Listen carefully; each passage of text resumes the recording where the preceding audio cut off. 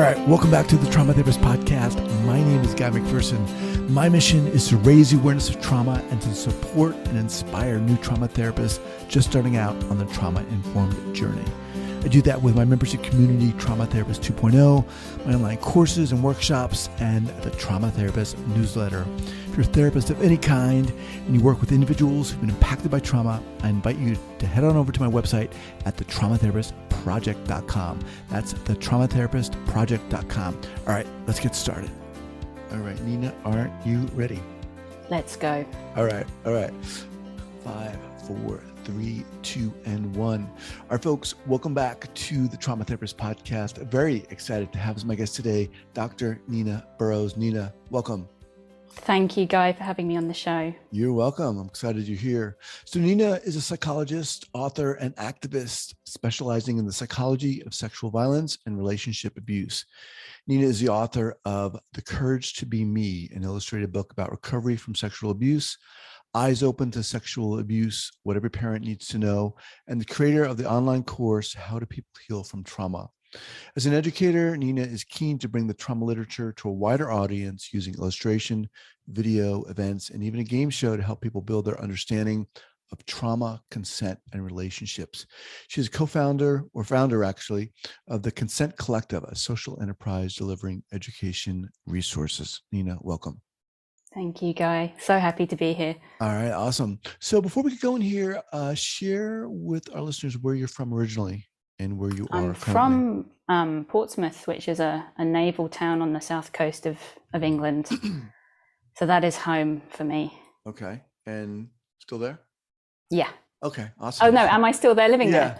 No, the where am I now question is getting more interesting.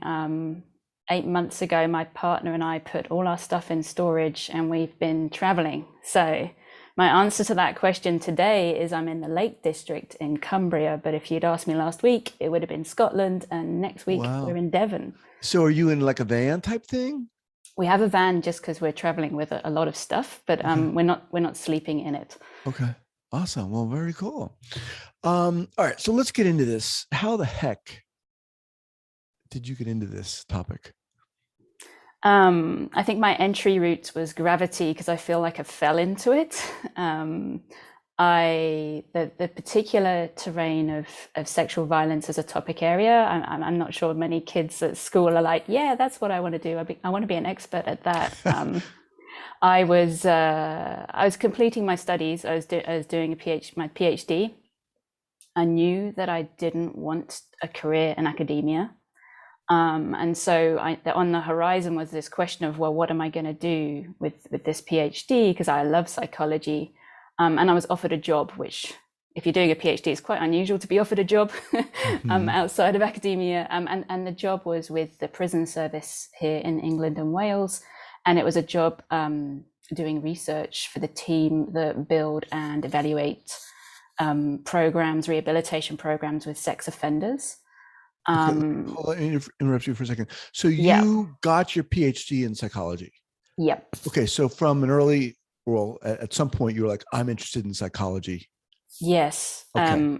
I took a winding route. I took a gap year between school and university, and that grew into 4 gap years because I was having so much fun. And for a while, I didn't think I'd go to university at all. I'd fallen in love with the outdoors, and I was working as an instructor, like canoeing and kayaking. And I was like, cool, this is me. But, after your 300th canoe session, the magic can go. But I realized that the thing I was falling in love with became less about the activities and much more about the people. The center I was at, we would do team building stuff. And the weeks I would always put my hand up to be on was we would have young people come in who were maybe in trouble. They'd been kicked out of school. They were, for a lot of them, it was the first time they'd been in the countryside, let alone, climbed up a cliff face. And I was getting a lot out of that work. And so, after canoe session 300, I was like, you know what? I think I'll be a psychologist. And then so I started studying as a slightly mature student And I went straight through degree, PhD, and then came out the end, as I say, with this job, working for the prison service. And I remember my thought at the time was like, I'd love to work for the prison service, because I wanted to do something applied, and that felt like a good fit for me. But I didn't choose the sex offender side of it, and I was like, I'm gonna try and transfer out of that team as quick as possible. But I find myself 15 years later still very much in the terrain of sexual harm and relationship abuse, but having explored it through many other lenses now, including, of course, that of the survivor. So you got into that field of specialization or working with that population. At some point you were like, I'm not going to do this, yet you stayed. Yeah, I was really, the opportunity came up and I was like, I'm going to take the opportunity, but I don't think this is going to be the right path for me. But the second I started the job as a psychologist, it's such, it's fascinating terrain. It's interesting. It's important. I found What about specifically, what about it fascinates you? I think that question at the time, working with the population of people who are causing sexual harm, why would you do that to somebody else? How is that, if we understand these things, it's almost like, how is that serving you? Mm-hmm. How is that helping you? And also the journey that people would need to go through. I think if you really want to understand integrity in a human being, like sitting with the very worst of ourselves, people who've caused sexual harm and are able to own that and say, yes, that was me, I did do that, I'm also these other things, and today this is who I'm trying to be. I think that's, it's an epic human story right there of integration. So I found the work fascinating. But I also noticed that people tended to stay in their silos. You either work with the people causing harm or you work with the victims of that harm. And I was curious, what would it be like to travel around a bit, which I guess is what I'm doing now in a van. But, so I started volunteering at my local rape crisis center on the helpline, to see what lens would I have if I had this broader understanding.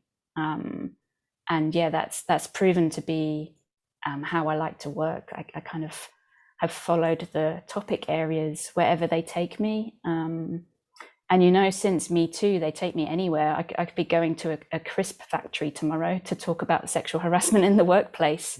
Like really, this conversation is everywhere, which is great. It's time for that. What is it about working with perpetrators? I guess the question is, that seems, to a lot of us, it seems, wow. Like, why would you want to do that? How could you do that? That must be really hard and challenging and difficult. What is it about you that allowed you to do that? I mean, you said, this was fascinating, and of course it is, but share with us more about your entree into that and your ability to sit with that. I guess for me, that was something I had to discover on the job, because, that wasn't a calling for me. So my initial reaction was one of resistance. However, I did find that I was able to, it was my job to meet the person, to be able not just to sit with them and not be afraid, but to meet them with that curiosity and that openness. And it was my job, because I was conducting research. Of course, it's voluntary for the individuals. They don't have to talk to me. And so how do you create an environment where someone is willing to talk to you? And I guess the key thing was, can I understand what this individual has done, but still not allow that to dominate every thought I'm having about them, every question I'm asking, but to be fair, I feel like the biggest challenge wasn't necessarily doing that work. It was the moment I decided to then expose myself to the victim survivor side of this, and to look at it, to see, both of those stories, because then you see the pain that is caused, and you've met some of the people that have caused that type of pain in others. And I find that, if I was going to use one word, I guess I would say really it's a privilege to be put in these positions as we are when we do this profession. We get to encounter these individuals and have those kinds of interactions and conversations, and we get to do that learning. Mm-hmm. And that's my kind of overall sense of it. I haven't now worked with perpetrators for a while. When you're in the community, obviously there's an access issue. So most of my work these days is with people who've experienced harm, and the word privilege still would be one that would dominate that narrative for me. With the understanding that everyone's different and all these cases are different, can you share with us maybe what you learned from an interaction with someone has caused harm? Maybe something that, I don't know, surprised you, or maybe not even surprised you, but what does it take to do that? Because a lot of times we hear that if we're talking about sexual assault or if we're talking about rape, right, this isn't an act of sex. It's an act of what? Anger or violence. Yeah, power, control. Right. I think what I took from it was, of course, this isn't a homogenous group. So I had interactions with individuals who I'd be so happy never to meet again. So maybe more what a lay person might imagine, like this person that my body was not comfortable in their presence at all. There was no congruence to being with them. They were obviously playing games, felt very manipulative. Some of the things they said were very disturbing. Perhaps it's not a surprise to hear someone say that after having conducted an interview with a convicted sex offender. Others, though, really, I guess I got to see the brokenness, the place where they found themselves. I mean, to be in prison serving a sentence for a sexual offense, this is a desperate place for anyone, to be in their life's journey. And for those individuals, there would have been a story of how they arrived there, and there's going to be an epic story afterwards too. Society tends not to forgive and forget. So it's, regardless of your length of sentence, you really have a life sentence. You have these, what has this done to every relationship you have? So it's really, what I notice, having had the privilege of exploring, I don't want to stick too much to the binary. I feel like we too often talk of perpetrators and victims as if society's got nothing to do with this. Of course, it's much more complex than that. But having had the opportunity to explore the psychology around how does somebody heal when they are sexually harmed by someone else, and why would somebody do that to someone else? Like, actually, what's really striking is the parallels in terms of the psychological terrain. The trauma is all over that. Pain is all over that. Integrity, isolation. The perpetrator is really paying forward their own pain often. And so this kind of healing journey, there's a surprising amount of parallels between those two groups. Of course, there are also so many differences as well. Like, one group has got choice over all of this, and the other group absolutely doesn't. The very definition of the act. But in terms of the human psyche, as a psychologist, I feel like the key themes are surprisingly similar. On your website, which is really interesting. It's ninaburrows.com, NinaBurrowes. Really interesting little book on authenticity.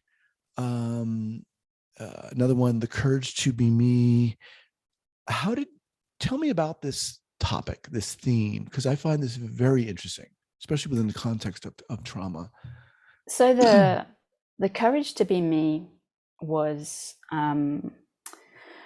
it was born out of a research project that I did with people, survivors of abuse, who were undergoing group therapy.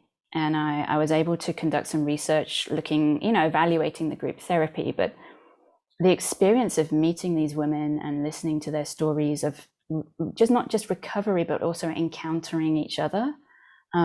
So often when people are healing from these experiences, they're doing it either in isolation or just with their therapist.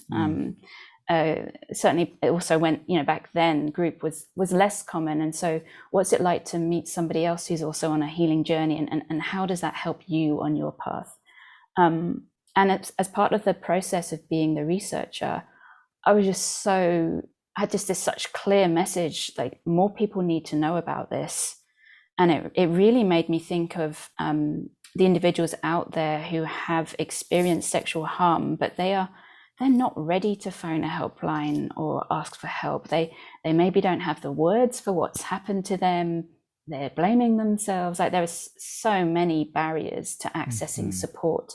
So how do you create a resource for those individuals who are perhaps at the very early stage or pre-disclosure to themselves, let alone anyone else?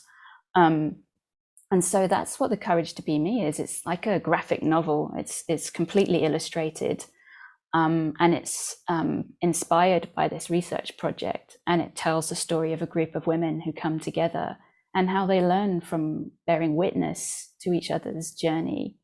I feel like it's incumbent upon those of us who have the opportunity to try to share the trauma literature as widely as possible, which I'm sure, Guy, given your podcast, is something that resonates with you.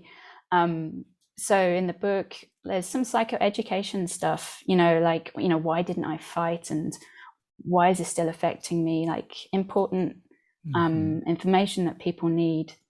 And that process of creating the book and taking on the challenge of illustrating it all and thinking, well, I know what that is in words, but what does that look like as an image? I found it really hard, but really beautiful. And having created one book, I now have 3 illustrated books, and I feel like illustration has got so much to offer this terrain. It's gentle, it's quite abstract. You can see what you're ready to see. I've had such a lot of feedback from therapists who use the book with their clients, and also, of course, survivors themselves, about how they felt seen by seeing themselves in the book. And I think some of the best feedback is also that wider ripple effect. I read the book with my mum so that my mum could understand what I'm going through. Like those kinds of things, I think it's so important that we help not just the client group that we know we have a responsibility towards, but their friends and family and partners, because that can make a massive impact. So yeah, I became a bit of a cartooning psychologist there for a bit. Nina, this is, obviously you're so passionate about this topic. Why is this important to you? I think the importance of the topic, and there's the headline stuff. It's like, this is impacting so many people, and this can be a huge earthquake in someone's life, like proper existential change for some individuals, for too many. And I feel like it's been a gift to have had access to this terrain, to be able to make a contribution, to be of service to a topic area that is so huge and so big. It is so political. This is not simple, I'm going to do good terrain. You as a person with a platform in this space, you need to operate with integrity, because you can cause a lot of harm along the way by, with your good intentions. So I feel like those things really work for me. But the exciting stuff, I feel actually, I think the thing that keeps me here is how personally beneficial it is for me as a human being to understand this material and to live this material. I feel like understanding that my body needs messages of safety, that I need to work and have practices for my own regulation, that, what a gift. I feel like it's my job to kind of nurture my mental, spiritual, and emotional well-being in order to be able to then go do the other job, right? And so I know often in this space we talk about how vicarious trauma and how we must look after ourselves. I also feel like there's an awful lot of vicarious healing going on. I feel like personally, mostly a massive beneficiary of stepping into this terrain. So I find it inspiring, and I think it's moved from, oh, isn't it nice to do good, to, wow, isn't this epic? And isn't it kind of awesome to be in this terrain? It's actually full of the most beautiful human stories I've ever encountered. I am constantly bowled over by stories that are fundamentally, they're about love, they're about courage, they're about us at our best. Like, who wouldn't want to stay here? It's great. What is it though? I mean, there's something about you that allows you, allows you to do this. Before you answer that, let me hold on. Can you share kind of an early clinical error you made? I'm gonna piece of cookie caught in my throat. Like when you first started, my guess is you've grown, matured. Yeah, I definitely had to go through a process, and I can see it now when I entered this space, having, fresh out of university. I was full of what university had taught me. I had absolutely no political awareness at all. So then my lens was, it was very clinical. It's very, I have a responsibility and I'm here to do good, like a little neoliberal. And really, I hadn't taken any units, and certainly wasn't encouraged to at university, around gender. And I didn't think that was a problem, to be working in this terrain, but not using the word patriarchy ever. And so I feel like I could have stayed working with perpetrators, and probably, maybe I wouldn't have had the growth spurt that I did encounter once I entered the world of rape crisis centers and the politics that, rightly sits there. Although I mean, part of my fear is it's becoming less political and more clinical at the moment. But so I feel like that, not so much a mistake, but my God, I was naive. And now I look back and I can, I guess, with compassion, I can say I can see the growth. And I'm grateful for the individuals that helped me on my journey there, because I had a lot of learning and growing to do. And now, like, if you read my bio, the word activist will be there, and I would never have used that. And I would have been worried what my colleagues would have thought of me if I'd used that. But, you know, once you've started cartooning, you start to worry less about what your colleagues think. Why is that word important for you? Or why is being an activist important to you? I think this is political work. I think if you choose to get into the mental health terrain, if you're working as a therapist, I think therapy is a political act. You're doing that consciously or not. But, you know, what is mental health? What is mental illness? What is being well? What is this relationship we're doing? What power do you hold? How does gender and age and ethnicity and disability play into those therapeutic relationships?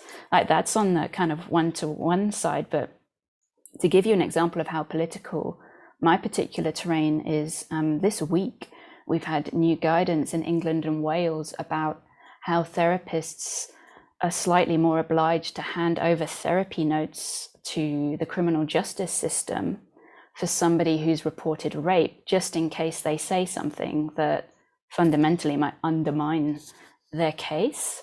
You don't get more political than that as a profession.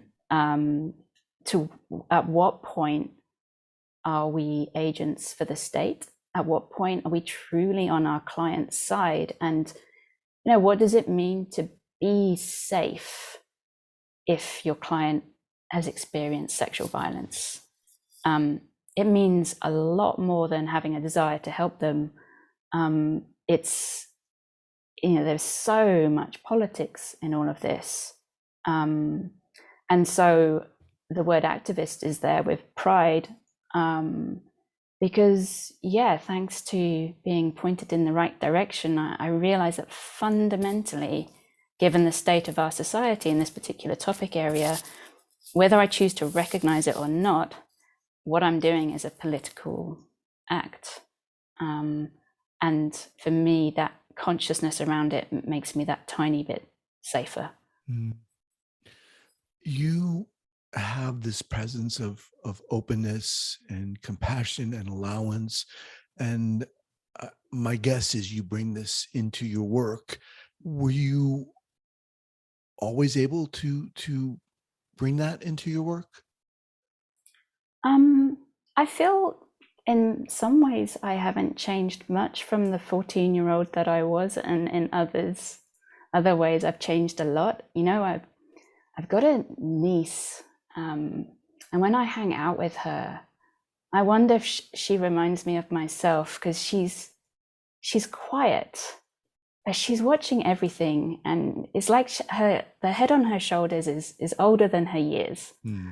And I feel like, yeah, I think I was that kind of kid. I kind of, so I've always had a level of self-confidence. That confidence has never been, I'm going to get this right, I'm going to do really well at this. The confidence has always been, hey, if I mess this up, that's okay. And I feel like part of that actually might be because my parents had their own business growing up. And I think as a child, that gave me a particular lens. Like, no one was telling them what to do or how to do it, or that they were doing a good job. They were really, you know, we would see them at home. They were making decisions and doing the best they can, and they were making mistakes. And I think some of that rubbed off. So I think that, and I'm just curious. Like, I haven't left school. I'm still learning. And I feel like that curiosity, it really helps, because I don't at all think I've got the answers, but I do think I'm asking some interesting questions. And that's a lot of our work is about the questions we ask. Appreciate that. Kind of as we wind down here, another book you have on your website is called The Little Book on Authenticity. How did that come about? I was just playing. I was just having so much fun. And I was actually learning to draw at the time. And so creating a book gave me a focus. but I think I'm deeply in love with all of these wonderful things we get to be curious about as psychologists. Authenticity and courage and choice, they are so fascinating. And so that book, I spend so much of my time thinking about abuse. That book was giving myself permission to create something that actually was not centered on sexual violence, and had a different center. And I hope to create other ones like that one day. The topic struck me and is continually inspires me, because I think it's a crucial one, both for therapists and clients alike, or survivors alike. But what is your experience in the importance of authenticity and cultivating that for therapists who work with trauma? I think it's essential. I think people can tell if you're not being authentic. They can, I think especially survivors, very sensitive to the idea of being groomed or manipulated, or someone isn't truly being who they're pretending to be. And so for me, that's a really important part of it. But I think it's also, for me, authenticity has also got this adventure side of it. This adventure of where you actually get to decide who you want to be in this world. And I guess one way of understanding my career path is I've never waited for anyone to give me permission to do the things I'm doing. I think there's something about really knowing if you have the privilege that I do of, mostly I can do so much with my career. I can make choices, and the choices I make are important. And to what extent am I being me when I make those choices, and to what extent am I just trying to please people? And so, if you look at the titles of the book, The Courage to Be Me, and then the little bit on authenticity, I think a lot of this is really about, are you really being you? Or are you playing this game of pretending to be somebody that, probably nobody else is watching as attentively as you think? And I think this is a path that clients are on too. And I think for a lot of clients in this group is, especially if they experienced abuse at an early age, well, how do you can't really separate me from the abuse. So what is my authenticity? If this shaped me? And so I think it's, always with the work, it's so hard. It's so painful. And it can also have these elements of being playful. And gorgeous and loving and kind and beautiful, and cartoons have a great way of being able to show that. Awesome. Nina, so awesome meeting you and getting to speak with you. I'm so glad you came on this podcast. What's the best way for people to get in touch with you? Yeah, check out my website, as you said, or find me on social media. And the Consent Collective is the organization that I founded. So either of those are great places to find me and my work. Okay, awesome. Now, I'd love to share the links to your books, if that's okay. That would be great. Okay, I can do that. There's also the How Do People Heal from Trauma online course there too, which people might find interesting as well. Okay, and that's a 2-day online course for survivors, support workers, and therapists. So that's kind of evergreen. People can go on there and just sign up. Yeah, they can go there, sign up, and find out about it. All right, and we'll link that up too. Nina, love to have you back, and you'll probably be in a different area. God knows where I'll be. But it was a pleasure meeting you. Thank you so much. Thank you, Guy. Thanks for having me. All right, take care. Cheers. Thank you so much for listening and supporting this podcast.